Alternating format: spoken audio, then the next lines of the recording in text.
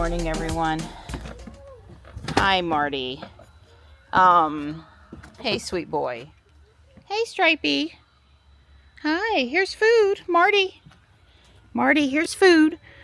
Here's food, sweetie. I'm going to let Morris out, and I'm counting on you guys being there to catch him, to visit with him, to make him feel okay. Last time I had him in for the snow, he didn't run for the hills. I'm counting on him not running for the hills today either.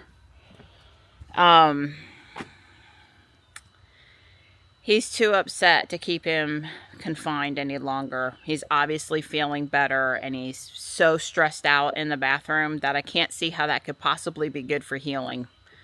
So I'm going to let him out. It's a hard call to make. I would like to have put the other antibiotic in him, but I just don't see how that's possible. Plus, he's doing well. Let me go get him. I'm just letting him see Stripe and Marty. Of course, he is hungry, so that's good. I'm sorry for the glare. He smells funny, so they may, sniff him a little different or something, but I think he's interested in the food. He sort of seems to be looking at the bowl, so hopefully he'll go eat a bit. Be a good boy, Marty, and don't swat him. My little happy bunny.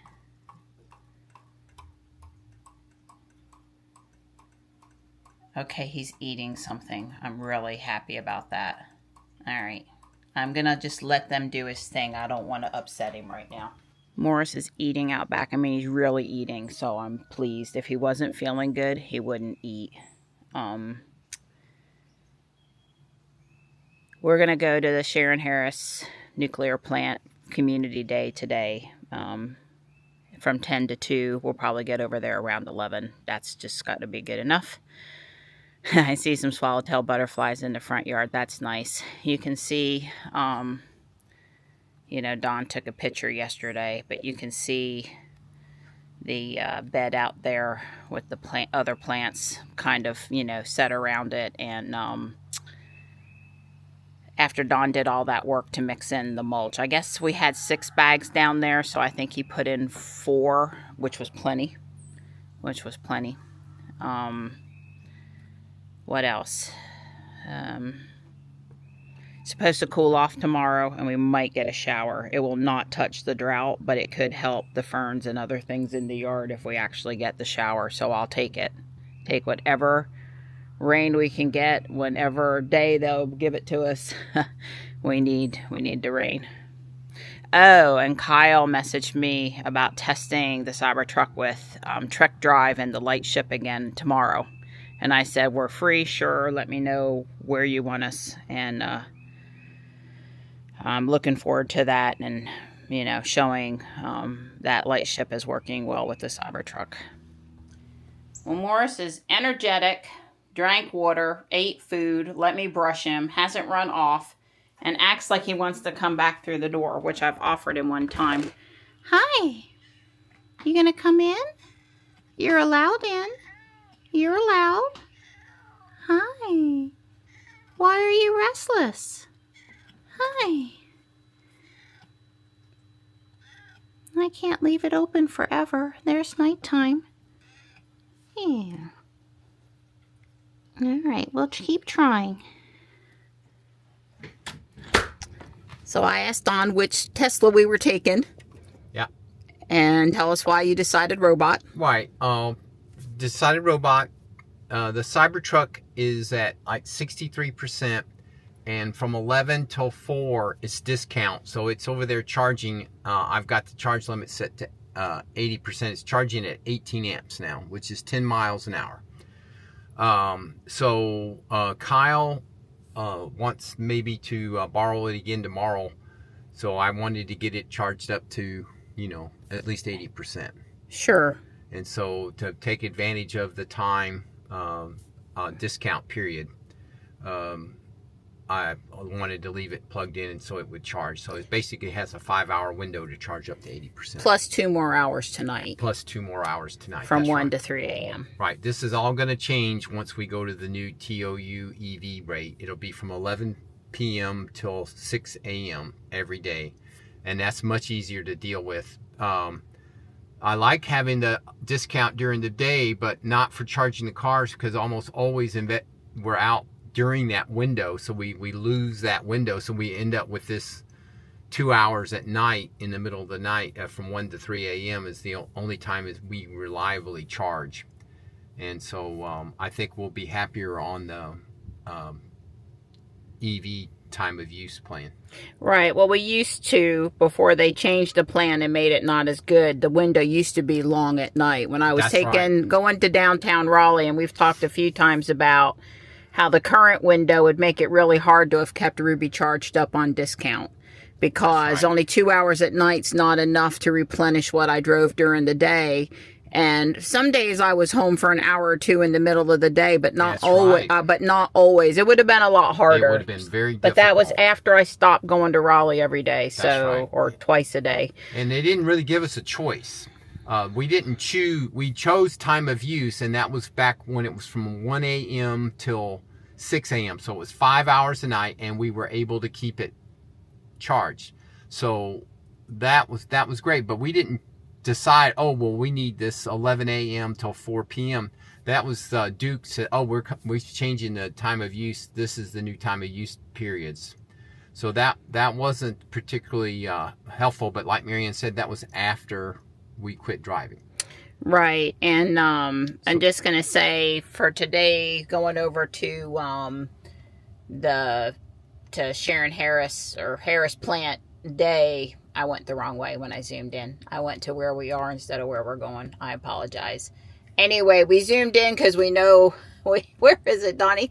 We know what this building looks like.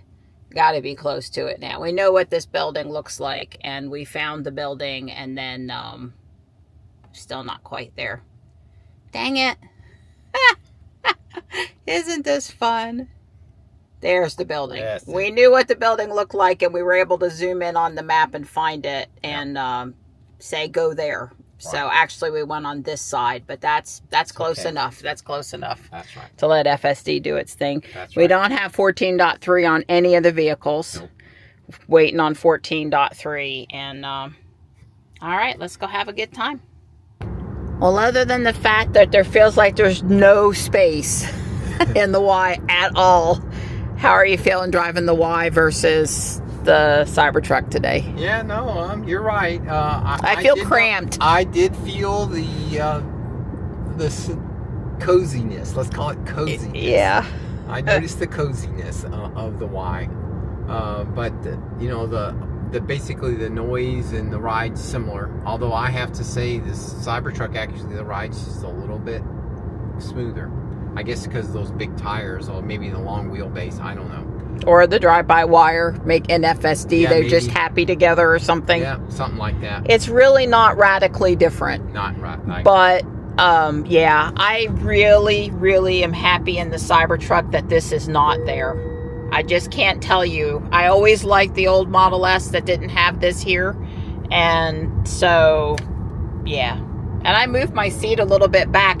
Don's always telling me, move your seat back. You're too far forward. For one thing, when he's talking to me side to side, he wants me even with him. And then, of course, there's seeing past me out the window is a thing. And Johnny has a tendency to go forward. And anytime I get in a vehicle, when Johnny's been in the front seat, I've got to move it. Remember to move it back. But even moving it back didn't give me quite enough. I have plenty of leg space. Don't misunderstand, but still. Yeah, this is the building. We don't know how many people are here today. Our friend Matthew is here working today somewhere, but I don't know exactly where. They got people in overflow parking. That's never happened before. Navigation change. Yeah. Yeah, I've never seen people in overflow parking before. Wow. Well, that's good. They got a good turnout. I'm just saying, it's never been this many people before. Can you take your SUV off-road today, Donnie? Right. I see a... Hey, tell Adam, hey, it's an SUV. It's an SUV.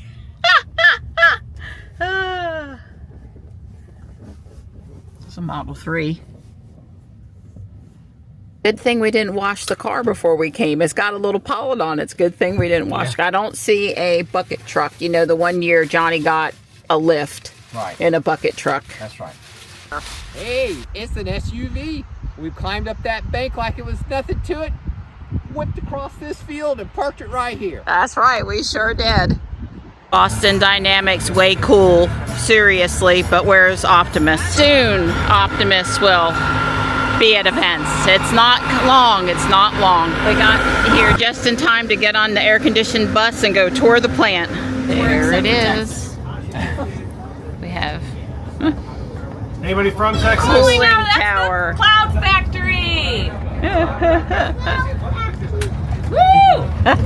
Quickly for you, I stepped off the bus, backflip, gainer, double twist, and I booped a badge. Booped a badge. When I booped that badge, a lift arm went up, and I've been asked this question before, so I just like to tell people, they say, Ken, what does it take from a security standpoint to get into the nuclear power plant? Great question. You boop your badge, you drive on site, you park your car, you walk up, you boop your badge. A device scans your eyeballs to make sure you are who you say you are. You go through 2 metal turnstiles. You enter security. Has anybody here ever flown on an airplane? Very similar from that point. Take all your personal belongings, put it in bins. Those go through an x-ray machine. You go through a bomb sniffer. You go through a metal detector. You boop your badge. A different device scans the geometry of your hand to make sure you are who you said you are. And then I can walk to my office. In the controlled area, yeah. So you don't go out for lunch much. No, we did have a taco truck in the parking lot last week. Okay. That was, I mean, it took you about an hour out of your day, but it was exciting. Yes. I told the last group, and tacos is my love language. If you want to tip me, tacos. Just joking. We don't accept it. Lots of activities you can do: kayaking, boating, bass fishing, crappie fishing, nuclear fission. No. Nuclear fission. What? No. No. That was a flop of a dad joke apparently. I know. I'm gonna keep trying. It's gonna hit one of these times, and I'm gonna get a billion. All right. So on your right, you will see our cooling tower. Here in this field, this is a very popular hot spot for 20 to 30 deer. Geese, all kinds of wildlife. They love this grass based on the moisture hitting it. It's apparently very, very munchy. 5 stars, Michelin star grass. That's So great. the cooling tower is approximately 500 feet tall of 3-foot thick concrete. That's a whole lot. And there's a ton of water flowing through our cooling tower, and what's even more impressive is the hundreds of thousands of gallons of water that are being evaporated out the top, generating clouds. That is not where the reactor is. Nope. No reactor. No reactor. No reactoro. Has anybody here seen an old like cop movie or anything like that where you've got like the operator and they're patching things in with cords to make sure the phone calls get where they need to go? That's essentially what we have out to our left. That's our switch yard. This is what the load dispatcher uses to put out the power that we generate out to the world where it needs to be. Is that dome the reactor? Say it again? Is that dome the reactor? The dome building behind it? The domed building isn't, well, it's not the reactor, it's the containment. The reactor's inside the containment. It's like a KFC inside a Taco Bell inside a mall that's inside your mind. So out the right-hand side, starting on the left. Oh, is there a question? We have the admin building. We have our security building. The first concrete rectangular building you'll see is our reactor auxiliaries building. As we continue to the right, that concrete dome structure, as we talked about, is our containment. The reactor and steam generators are inside. That steam then is transmitted down to our turbine building, starting at the right, moving to the left, through our main turbine, through our generator. That electricity then comes down to these transformers where you see all these fans. Those are our main power transformers. That then moves that power off into the switch yard and then out into the world. A lot of folks like to ask what the big yellow structure on top of our turbine building, which is an open air turbine building, is. That is our turbine building gantry crane that is used to pick up all the heavy piece parts for our turbine and our generator to allow us to take it apart, perform inspections, and perform any maintenance that we want to do. So all the power out of the reactor generator leads on those lines right there? Yep, those 3 transformers and those lines come out here to our switchyard. This large concrete building right here with the green doors on it, this is where we house one of our redundancy backups. These are our emergency diesel generators. If you had a diesel truck at home and you took it apart, you'd find your pistons would be about this big around. The pistons inside that diesel generator are bigger around than most of the children on this bus.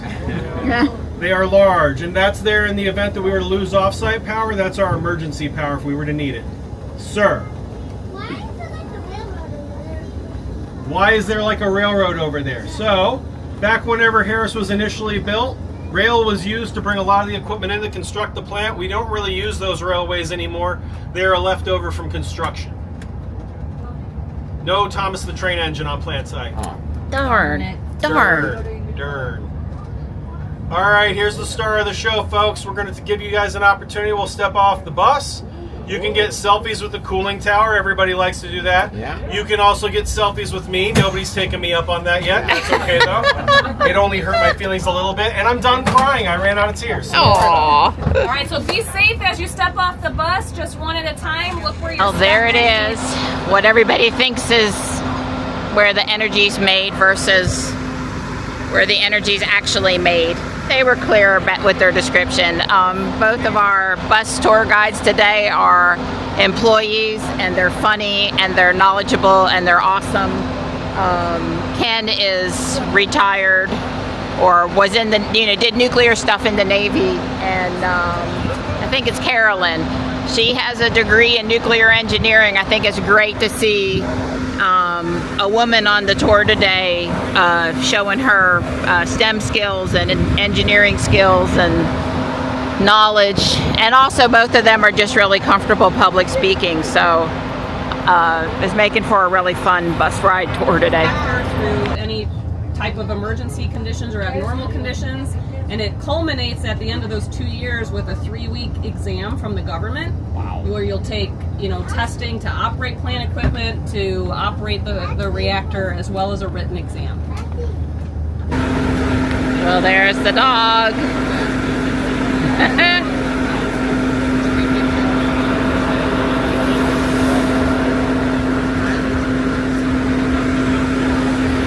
So does the robo dog do stuff at the plant that's not safe for humans? Is that why it's here today?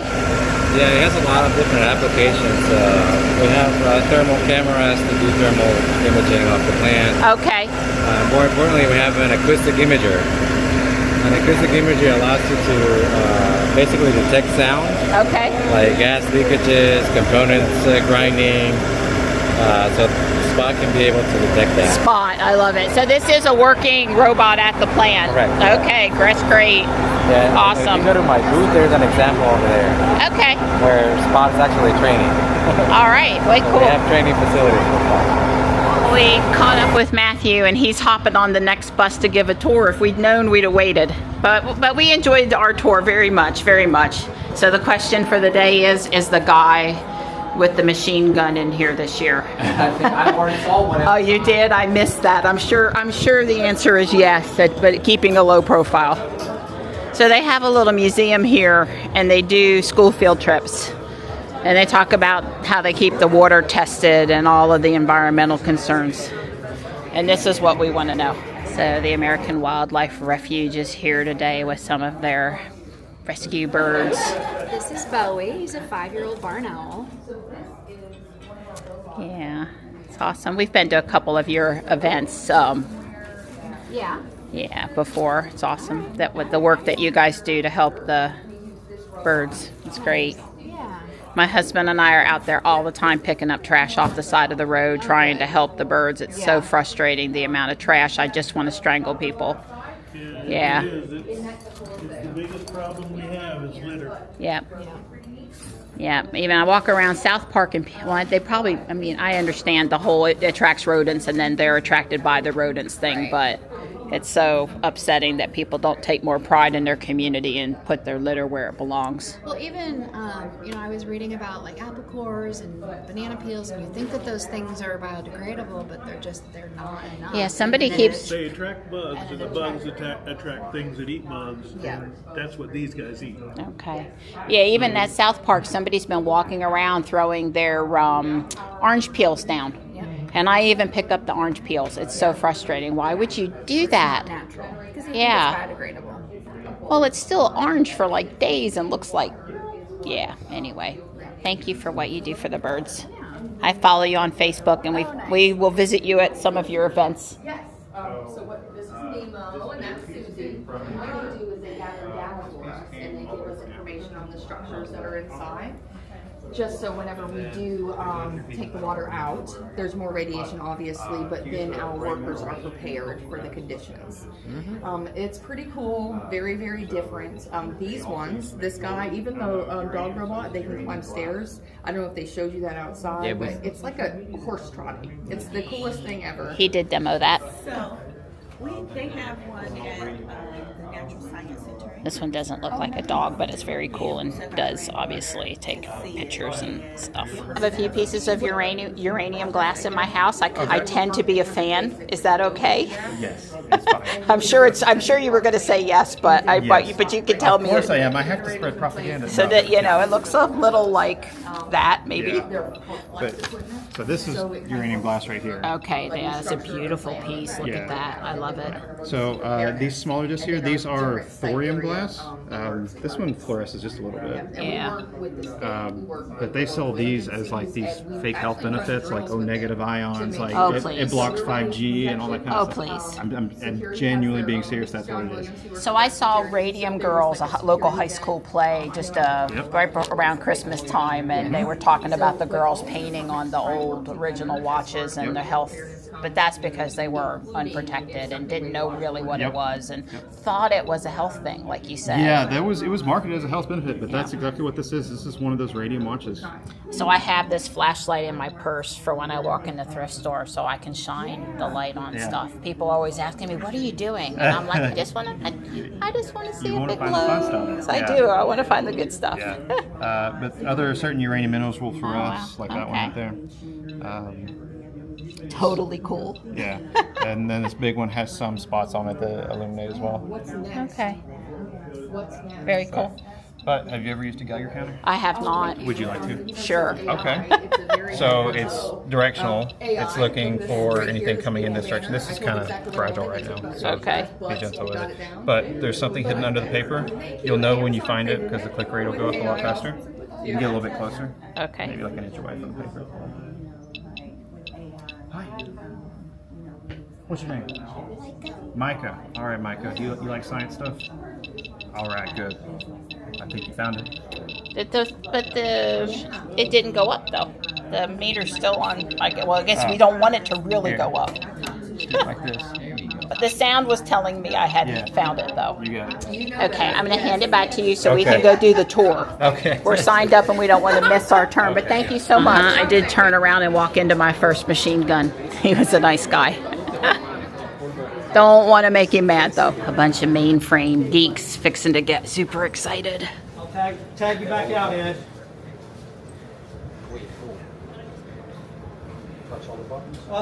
In a minute, I'm going to actually let some people touch some stuff. But please don't touch it yet. Especially not. Hey.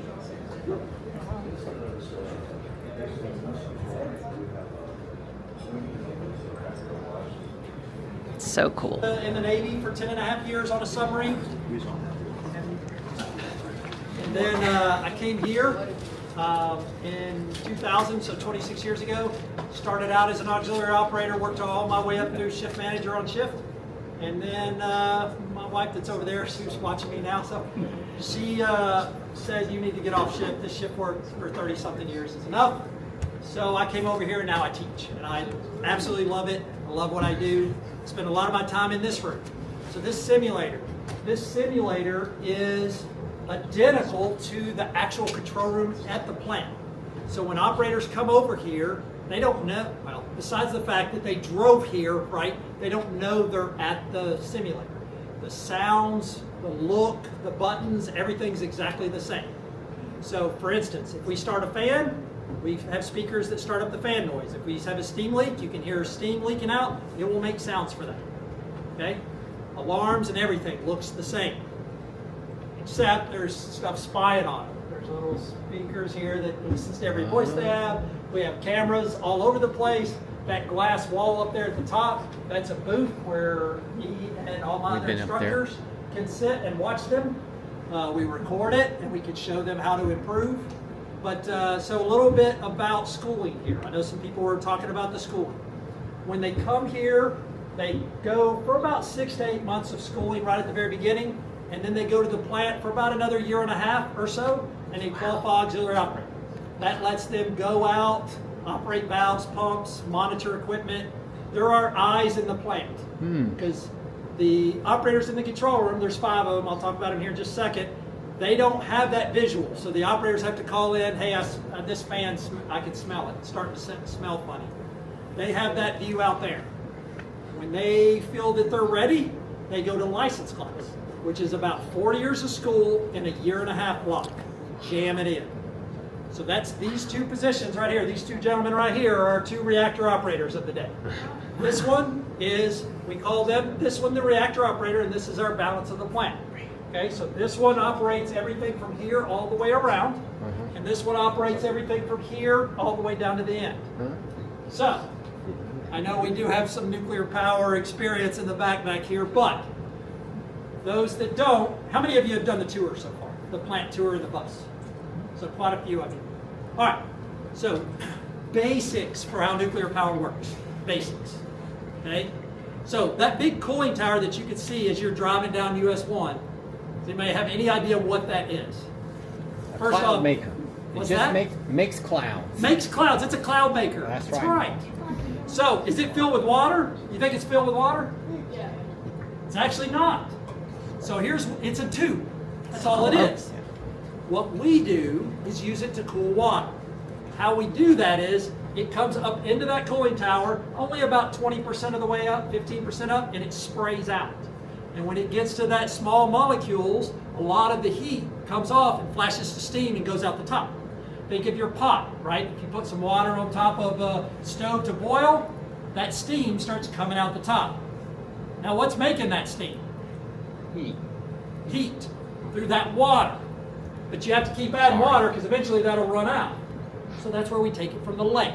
And I know that's what concerns a lot of people thinking, oh my gosh, I'm in this lake that they put at the nuclear plant. Okay, so at the bottom of that cooling tower is a giant swimming pool. It's about 1 million gallons of water. Giant swimming pool. All right? What we do from the lake is we make up to that swimming pool. That swimming pool is what we use to send to the turbine building to cool our turbine. So what is a turbine? A turbine is a giant piece of metal that spins really fast and makes electricity. So how do we make it spin really fast? We pump steam through it. The steam pushes the turbine in circles.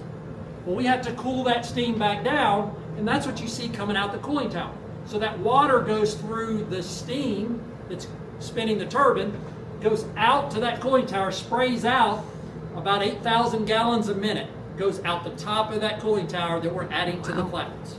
Okay? The rest that cools rains back down into the pool.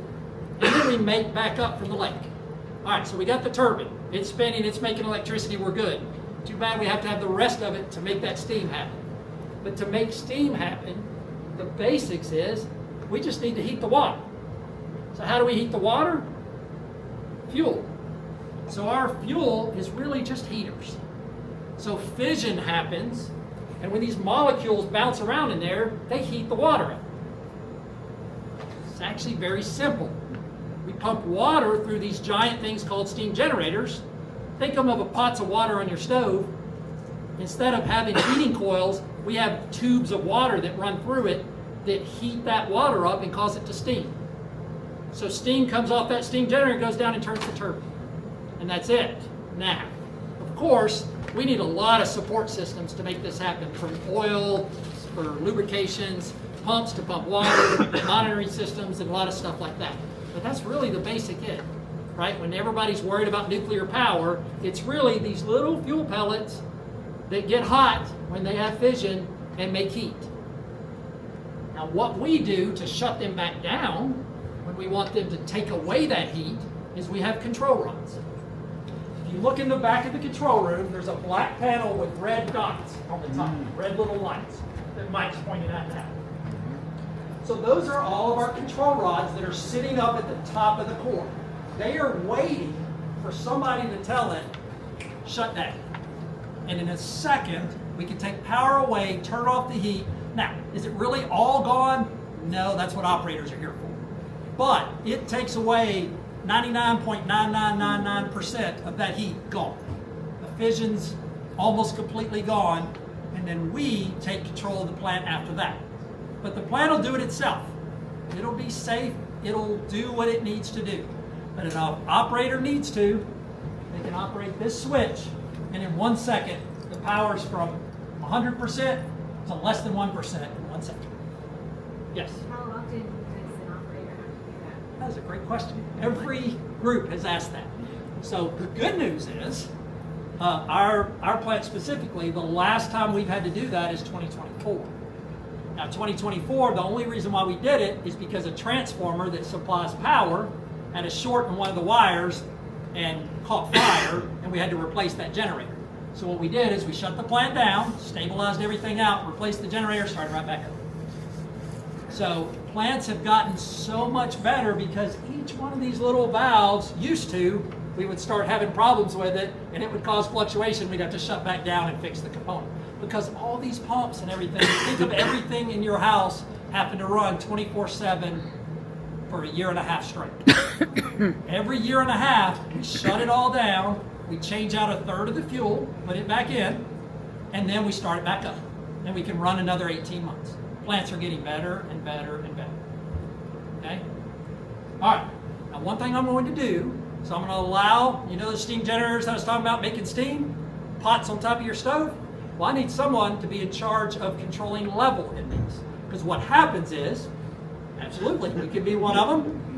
We have 2 other volunteers. Yes? Anybody else? All right. Okay.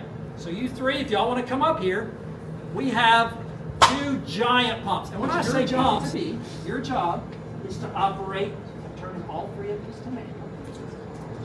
So these 3 controllers are now manual. It's you guys controlling level. All right. This button here opens the valve. Think of you with a garden hose. You want to open the valve up to give it more water. If you push up, that opens it. If you push down, it shuts it. If you push and hold, it will just keep opening. So what your job is, you're watching the blue line. It's right there.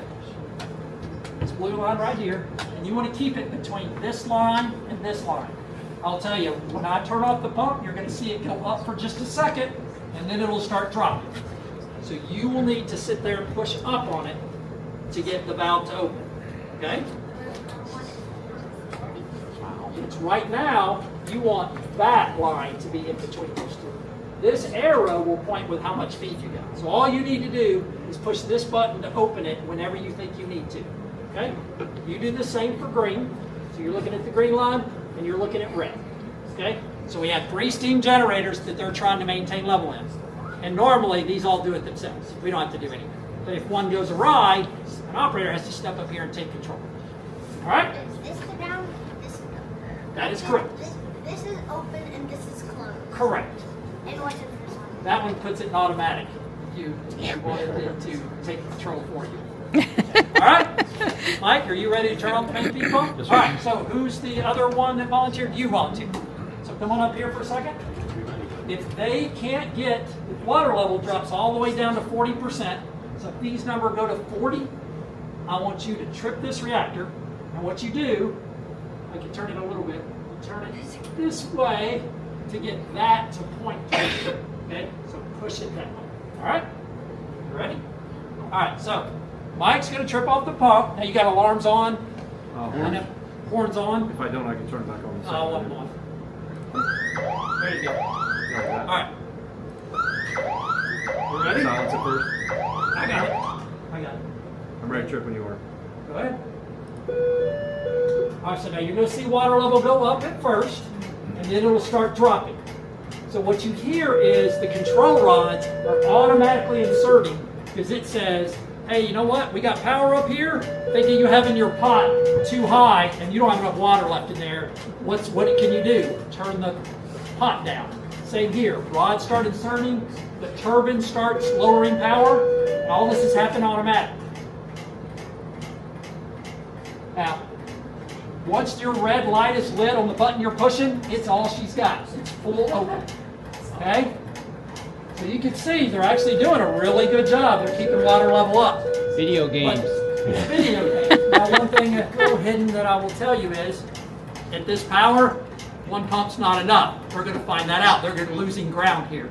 So they're going to get down to 40, and he's going to have to trip the reactor. Now, once again, this all happens automatically. One of them. Do they all have to be at 40? Nope, just one. Okay, so now if you watch the rods back in the back, see, in one You blinked. Oh wow, I blinked and they were inserted, huh? I saw the last couple blinks. Okay, so as you can see, we don't need to send somebody through license class per year now. You can just hire him. He's got it. Yeah. He can protect us. So, realistically, there's a lot to learn. An operator will come here and learn what every single one of these alarms, every light, every switch, and they know what they're operating, the basis for it, how much they're impacting, theory behind it, everything. They learn all that in class. But basic gist of it is, he operates that switch and protects the core. Okay? So what questions do we have? And then I'm going to let two more people operate one. You look up there, you notice one light's red here and one light's red here. Yeah. So this is the turbine. That's the reactor. That says, hey, you know what happened first? Because what the operators who go like, look up and they'll have All lights lights, everywhere. yes. And they have to figure out where do they target first. So now this one says, hey, you did it manually. Okay, now if there's another one, like the reactor trip because the reactor coolant bus lowered in frequency. So we lost something to the reactor coolant pumps and they went away. So whatever's lit up red, that's what happened first. Okay. Because there's a lot to take in. That's right. But the operators learn, okay, I've had a trip, that's normal, that's normal, that's normal, that's normal. Oh wait, that's not. They look up here, feed pump, that should not have happened. Okay, we had a fake feed pump trip. They do something we call crew update to tell everybody on the shift, crew update, the main feed pump trip, end of update. That quick, and everybody knows, okay, that's what caused it. Then we have to go through on every one of these alarms, and we take the actions for every single alarm. Wow. And they do that. But they could sit on their seat and they would be just fine. The plant would be safe. Yes? Why are all the lights flashing and aren't just like steady? Okay, that's a good question. So when they first come in, they flash really fast like that. See that? When you acknowledge them, they all come in solid. And then when they're slow flashing, that means they're clear. So right away, steam generator levels went down. So it started flashing. When I acknowledged that, they said, hey, now the water level's good. So what y'all don't know is these emergency feed water pumps started up and put level back in the steam generator, all automatic. Nobody had to do it. So the alarms, if you sat here, a lot of these alarms would start clearing on their own. Yes? Is they built a new nuclear power plant? So I haven't been here that long. I've been close, but not that long. No, it is, this is actually the newest plant that we have now. So yeah, we're building a whole bunch of new ones where it will be touchscreen computers on the line. Duke Energy is building new ones. Modular plants. The newest Duke Energy power plant? Yes. Nuclear power plant? Yes. In the country, Yes. there's AP1000s, which are recently built in Georgia. It's a Volvo plant. Yes. Yeah. So they are coming out, yes, with modular, but I mean, and everything's like touchscreen to operate valves and stuff like that. So it is different. Now we are upgrading systems. Like this is our our new turbine control system, and it's all electronic. It was buttons like this. You see this? This is all. It was old buttons, and we since changed those. But what I want to also tell you is these old buttons. Actually, y'all have ever been in a car when you roll the window up and it turns up? It's pretty much 100% most of the time, unless something breaks. And the push buttons have problems. The newer ones. So don't be scared of these old ones because they're actually very, very, very reliable. Yep. Yes. What actually makes this vision happen? What's that process? What happened? So, what I will tell you is there is a great upstairs. If you haven't been there yet, walk around, and then there are people up there that you can snag. I would do it with you, but I've got to do another tour. But snag somebody, and they'll go back there, show you pictures, and explain it. And yes, because it would be a little harder without pictures and showing you. Sorry. Anybody else? Yes. Does this room have a sequence of a VEX recorder?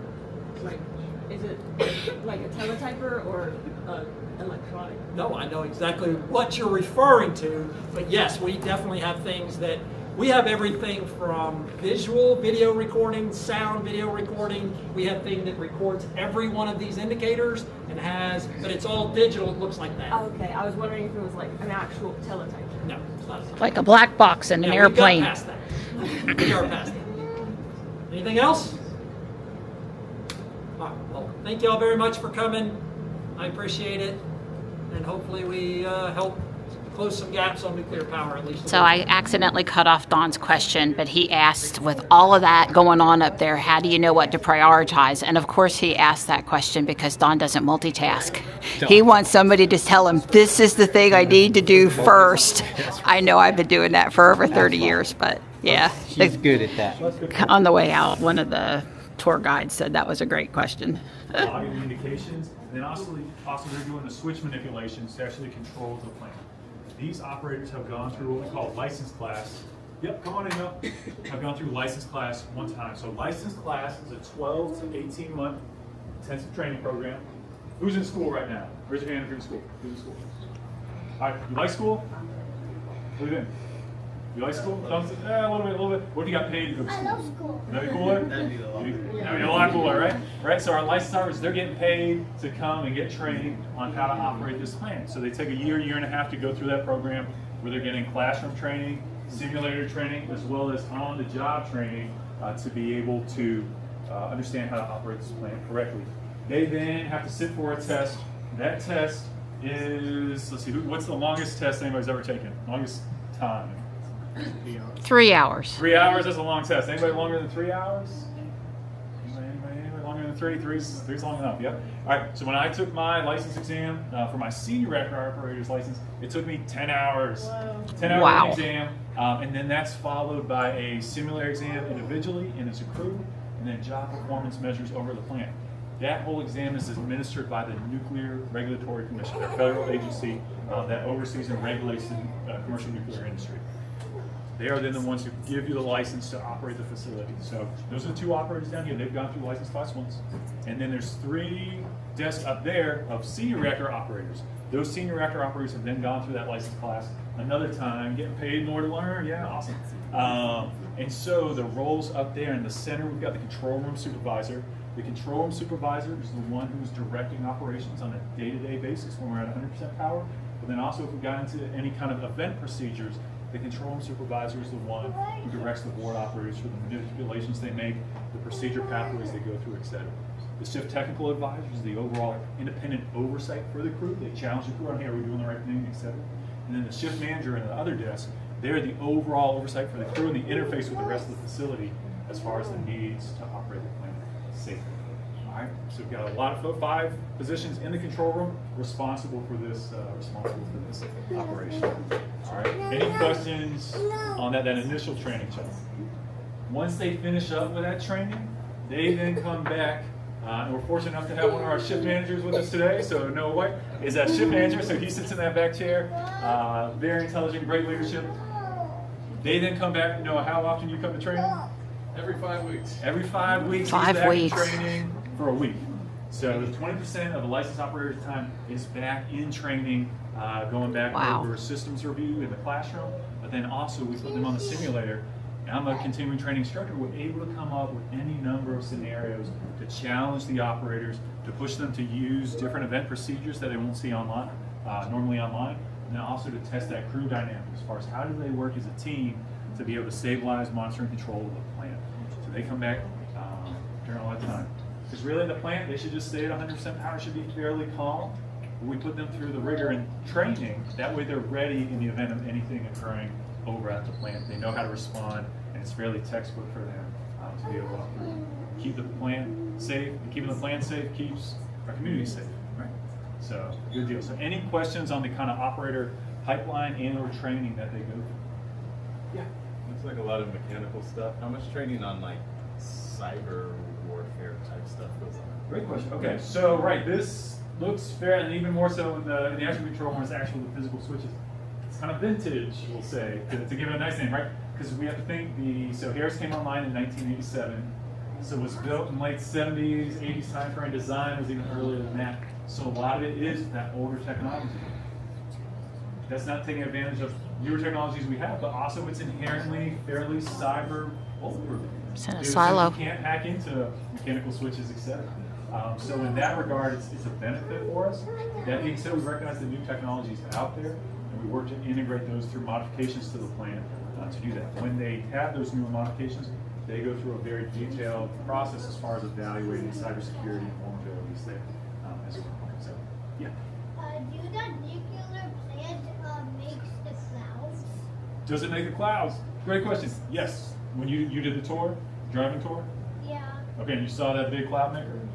Yeah, the cooling tower, right. So the cooling tower effectively makes clouds. That is just water vapor coming out of the top of that. On the order of about 10,000 gallons per minute of water coming out as clouds of the cooling tower. So we use that. We take water from Harris Lake. The lake was built to support the power plant, and we use that to perform tertiary cooling to the different systems we've got here at the plant.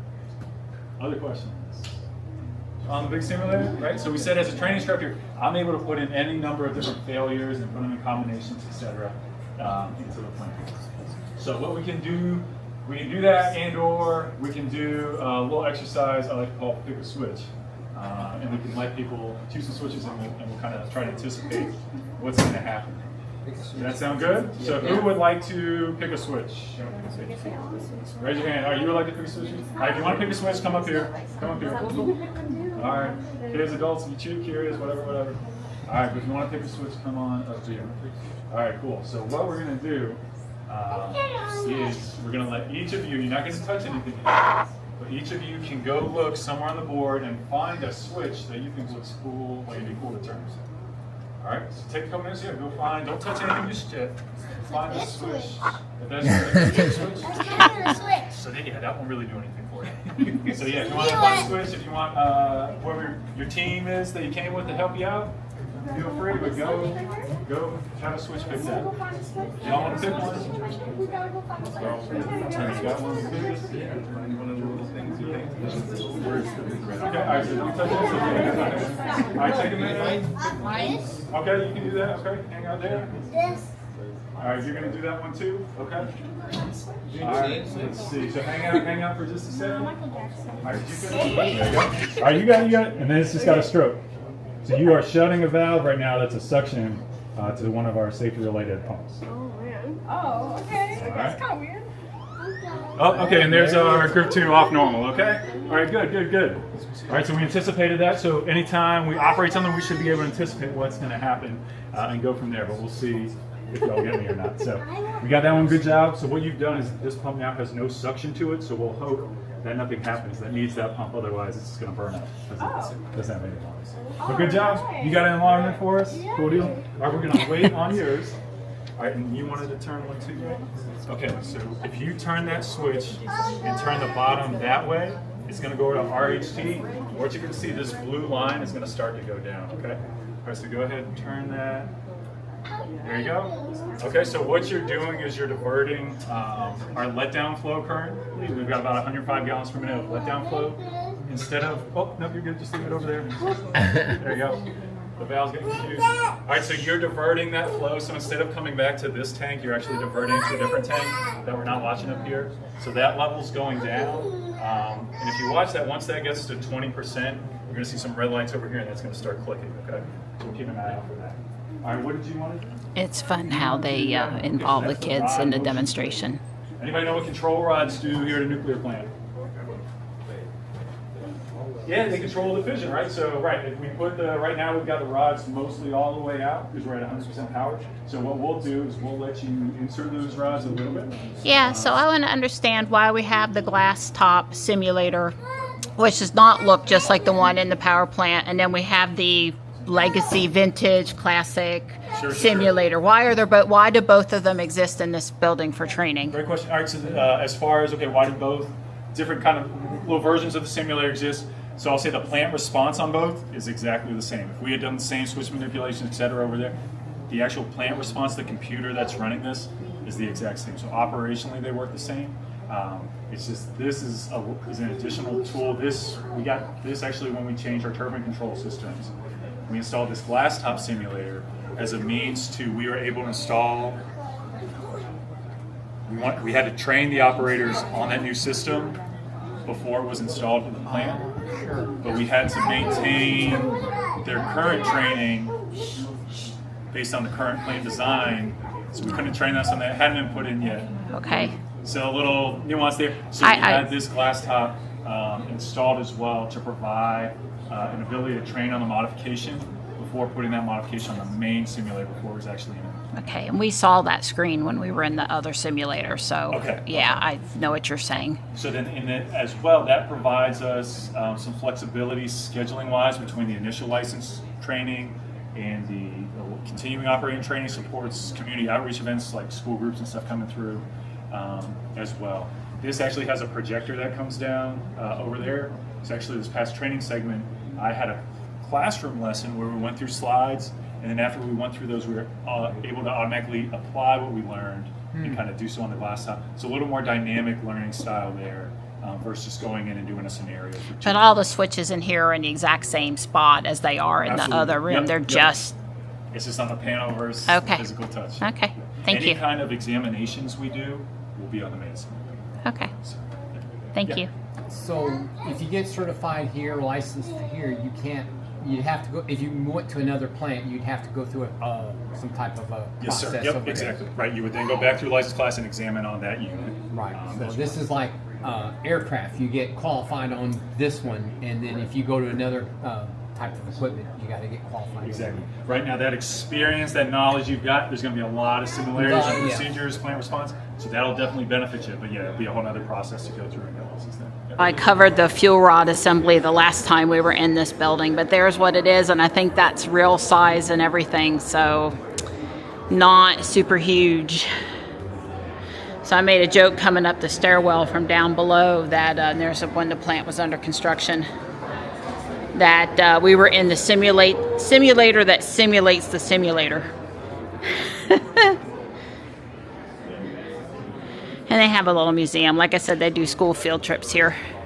So they have to have enough stuff for the kids to make it interesting. Just kind of scooted through the security area. Just a few too many machine guns in there for me. Fun. Johnny liked this. Always thought it was fun. So if you want to know the object in the museum that has the most germs, it's pretty cool. So since we can't stand inside the real one, but we can go, if we're tiny, look inside the model. I guess it's called a dosimeter, the thing that monitors the employees' radiation level when they're in the plant. One of the guys talking today said that you get more radiation flying from here to New York City than you do in the plant for a year, something like that.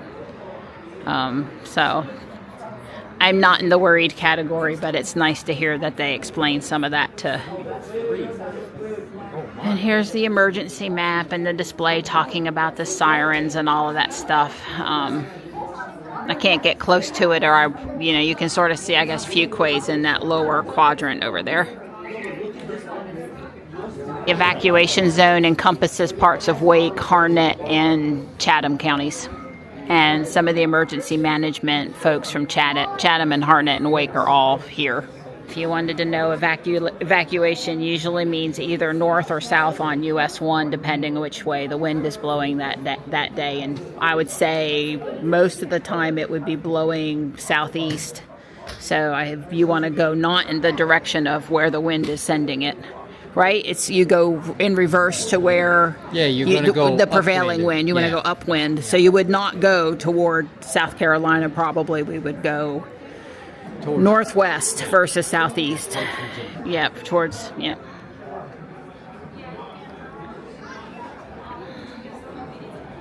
There it is at night. Very cool. Well, it'll cool down quick, but if only we had climate preconditioned. Yeah, we didn't think about Don it. and I, we can't remember. You know, they got this thing now. By the way, there's so many Model Ys here, it's hard to keep up. Yeah. Classic and Juniper, and we've seen, I think, all the colors. And so some of them are probably employees of Duke Power. There's a Foundation Series Juniper even. Yeah, they sent us out the long way. But what I was going to say is that, you know how they've got you can tell Grok now when you get to a certain place to remind you about stuff. Well, I need the app to pop up if it notices my GPS location is walking toward the car and, you know, it's hot in the car. I need it to pop up and say, would you like to turn climate on? How about it? You know, all this AI and programming and stuff, I'm waiting for it to do the work for me. Got to do the work for me. So I want automated. I'm getting close to the car and the car's, you know, 95 degrees. Turn, you know, do I want to turn on climate? Yes or no? Because I'm going to say yes every time. So there's 3 or 4 tidbits that they said that I didn't get recorded that I thought were really good points. And one of them was that, I don't think I got it recorded anyway, the lake was built for the power plant.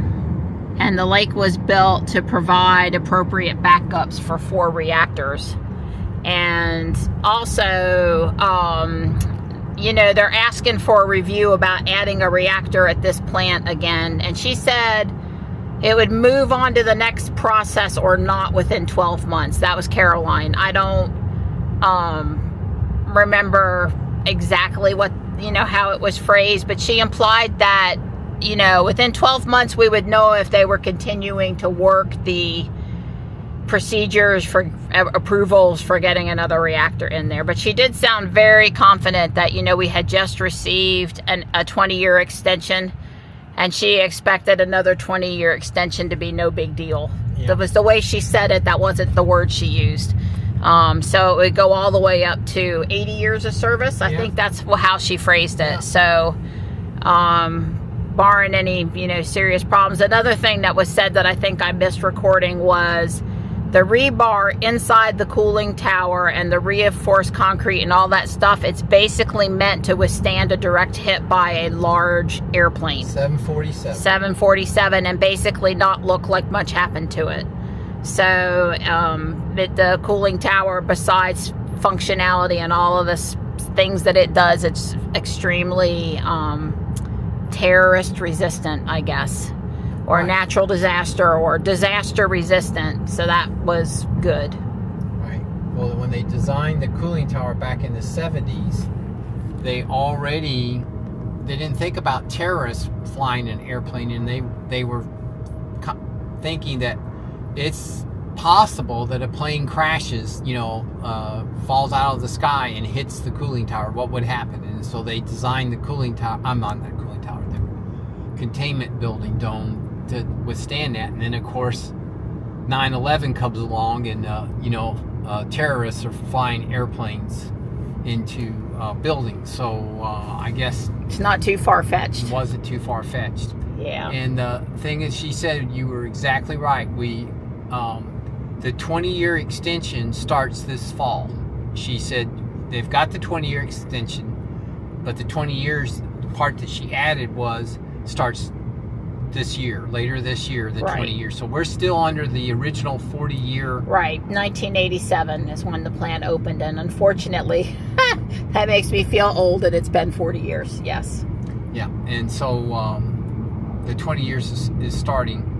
And as you also said, she was a little bit more, I don't know, diplomatic. She basically said that this year is a checkpoint year for the property. In other words, if after this year they'll decide, yes or no, do they want to continue the process. Doesn't really mean they're going to do it, but this one, the Harris site is on the table to receive a reactor, a second reactor. That it is on the table. It hasn't been taken off the table yet. So this is the year where they will decide yes or no on that. Yeah, and one of the people asked a question about, I don't know, they were looking at the vintage stuff and I guess they were not impressed. But they asked, it came out that Harris is Duke's newest nuclear reactor plant. Now, Vogtle down in South Carolina is not Duke. So we have, not too far from us, a new plant, but it's not run by Duke Energy. Who runs Vogtle, Donnie? Southern. And is it Georgia or South Carolina? Vogtle's in Georgia. Okay. Yeah, I think I said South Carolina, but it's... Right, well, there was... South Carolina, Georgia, you know, one of those states more south than us. Yeah, there was a Savannah River. There was a place in South Carolina that they started construction on, and they stopped it. Vogtle and this other place, Savannah River, I think it was. Right, but to be clear, if they put in a new reactor at Harris, it would not be the same style reactor. Is that true? You know, that's probably true. I think this possible nuclear renaissance that we're entering into right now is because they want to build one reactor type every time. They want to get the scale up, either small modular or AP 100. AP 1000. So that's what Vogtle is. So they can, if they every time they do a bespoke reactor, which is what they did back in the 70s, every nuclear reactor is a different reactor in the 70s. France proved that was the wrong way to do it. France built the same reactor over and over and over again. I think that's what China is doing.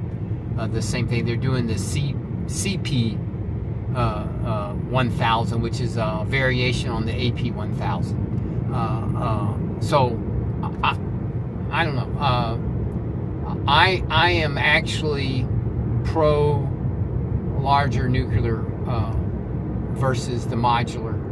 Now, I am totally okay with the modular being added, if they want to do it, to an existing nuclear power plant like Harris, because they've already got all the security and all this stuff in place.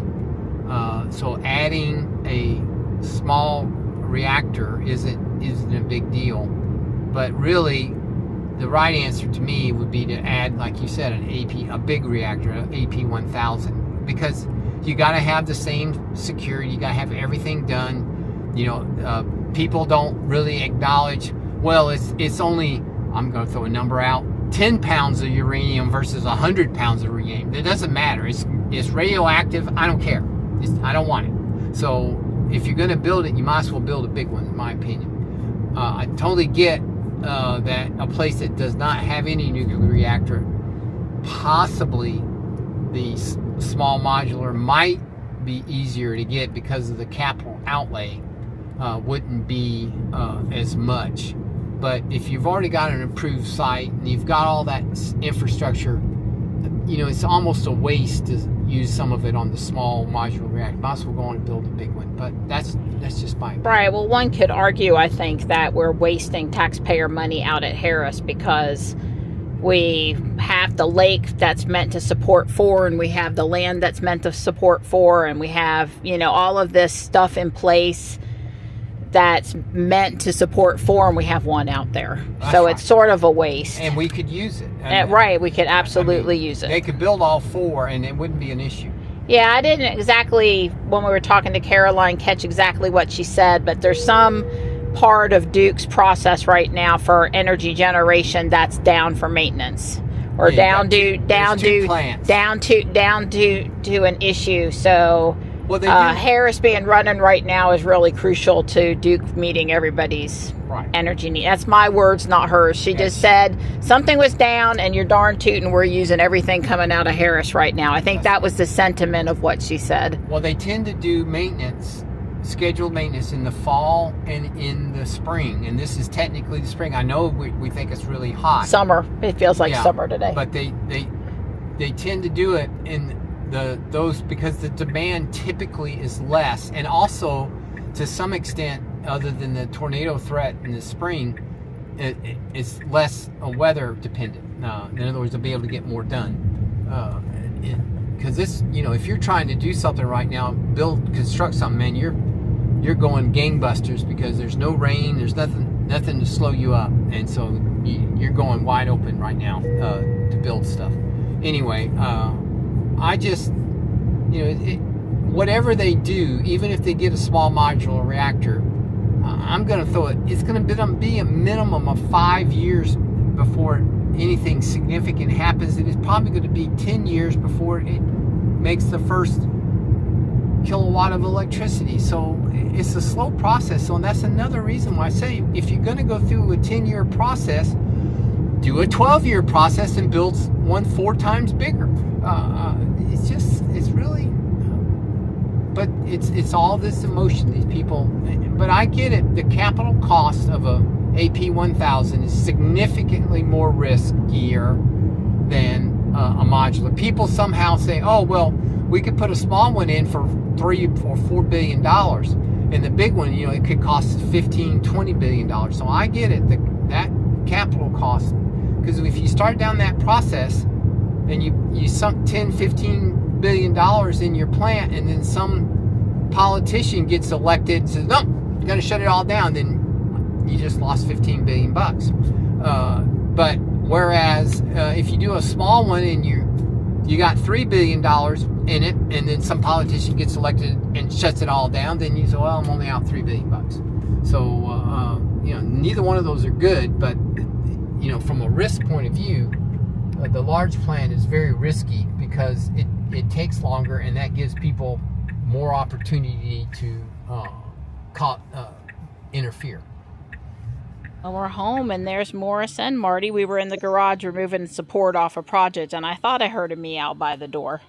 They do often wait right outside the door after we come home. Hey, guys. Hi. So Don and I brought some more of the plants out from under the house, just carrying them. Most of them are where they're going. A few of them I need to clean them up, cut up, you know, trim them, and then put them. I planted a lot of begonias down the line over there. I guess there's one pot you can see pretty good. And so that's good. There's 3 pots down this way that have the begonias in them. But where I really worked was this corner here and down that way with begonias and impatiens and general cleaning and fussing with pots that were brought out from underneath and hanging baskets around the plant pot here. I still have a few things that way and right there and out at the mailbox. Possibly one more session and I'm done, but I could use a few impatiens that are a different color. Same with the begonias. Goodness. I'm tired and it was dark, but I wanted to say that Don did also do some more sprinkler stuff out there, stopped leaks and added another section. He had some parts come in from Amazon today, yep. So... And we put a sprinkler down over top of the new retaining wall dirt area to try to get it to settle. Try to get it to settle a little bit. And we were going for 2.5, 3 hours. I mean, it was just this, do a little this, do a little that. Mm-hmm. Help Donnie, help Marianne, you know, just putzing along out there, I guess. I feel like I definitely got my exercise. How many steps are you sitting at? Don't really know. Let's see. I got 81.55. Unless, of course, when I tap on it. I have 83.22. All right. Well, that's not too bad.